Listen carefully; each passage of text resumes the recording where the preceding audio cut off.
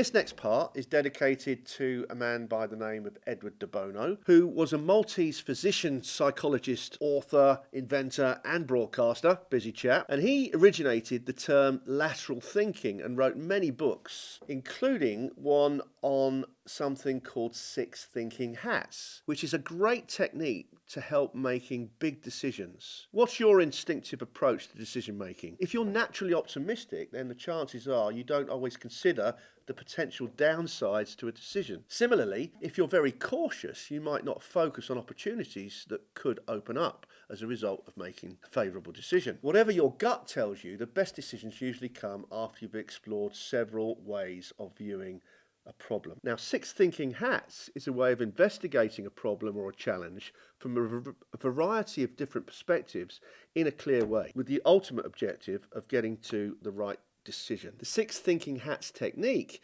gets you to look at a problem in 6 different ways. It takes you beyond any instinctive positions, and so you explore a range of different perspectives that give you all the information you need to make a good decision. That way, you can carefully consider each one without having to argue your case or make snap decisions about what's right or wrong. So, by the time you've tried out all these 6 hats that we'll go through in a minute, you should have a very rich collection of insights that will help you to decide your next steps.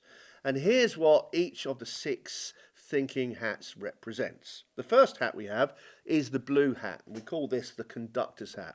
And this is when you are in a blue hat mode, you focus on controlling your thinking and managing the decision-making process in a well-paced way. It's a bit like a chairperson in a business meeting where the overall direction and control of your thinking can be orchestrated. The green hat is what we call the creative hat. This green hat represents creative thinking. So when you're wearing this green hat, you explore a range of different ideas and possible ways forward to a problem or a challenge that you're confronted with. You can use techniques like brainstorming to generate ideas and see how you gain different upsides creatively. The red hat is really the gut feeling or the instincts hat for the heart.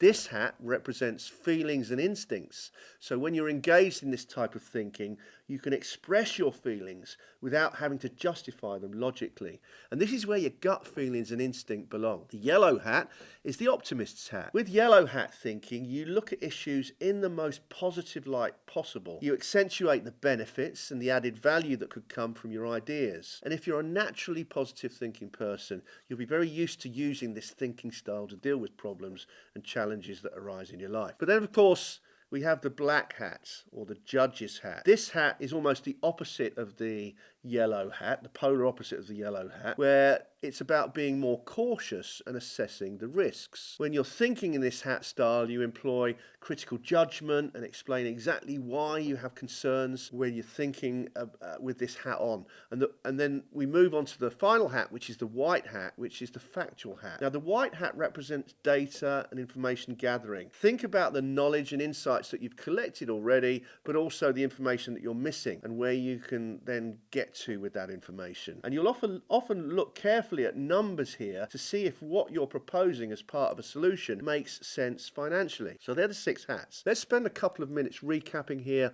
on the 6 hats and perhaps put them into a little scenario. So the first point is that there are basically 2 ways you can deploy this technique when you're making bigger decisions, trying to solve a problem or a challenge. One is with a group of people who think differently and share that, and the other one is you can deploy it when you're on your own, just giving time for each of those different styles of thinking to sort of organize yourself with your decision-making process. So let's illustrate here and say you're considering applying for a bank loan to buy a new car, but not sure whether or not it's the right time to do it, and you're having trouble deciding. Take the opportunity to look at this problem using the 6 hats. This is how it would look. The yellow hat, for example, could say, this is a good idea, as you would look really good in a new car and you work hard and deserve it, and also it would make you feel really, really happy having a new car. Then we enter the black hat thinking that says, well, hang on a minute, they could counter with some alternatives to the positive about, well, what happens if you lose your job? This might not be such a good idea. And maybe ask what happens if you buy a new car and then it depreciates the minute it goes out of the garage. You're just throwing money away. So lots of issues of negative thinking thinking come up with the black hat, which then sort of kind of counteracts with the yellow hat thinking. And the black hat might say, well, how will you be able to pay the loan installments if you run out of money? The green hat may come in here and suggest, well,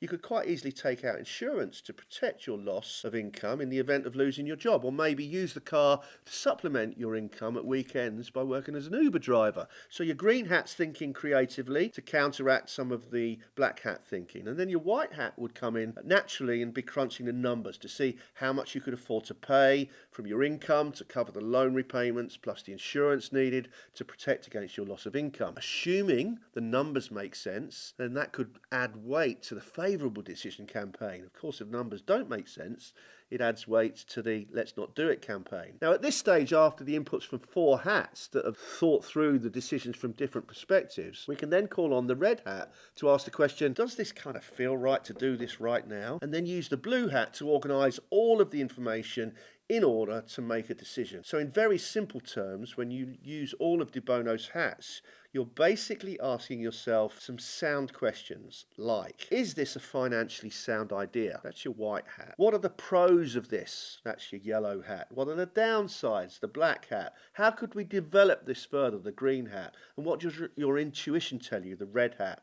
And then finally, do you have all the facts that you need to make this decision? The blue hat. The key here is to make sure you give sufficient time to all different styles of hat thinking. The more time you allocate to thinking in each different style, the more likely you are to make a better decision. So we've run through 3 different areas today to help improve your problem solving and decision making. Thinking fast and slow, and a point to remind us to use our logical reasoning brains when making decisions. Avoid these very, very quick system 1 thinking biases. Secondly, we've looked at the 5 whys, a technique for ensuring that we get to the root cause and are thorough in our analysis of the problem before making a decision. And then thirdly, De Bono's hats, a great technique for thinking in 6 different ways for achieving a great balance in the way that decisions can be analysed robustly and decided upon. And if you use these 3 different hints and tips in combination, not only will you become better at solving problems and making tough decisions, but you'll also take a bit more stress out of your life as well. So we'll see you in the next video for some more.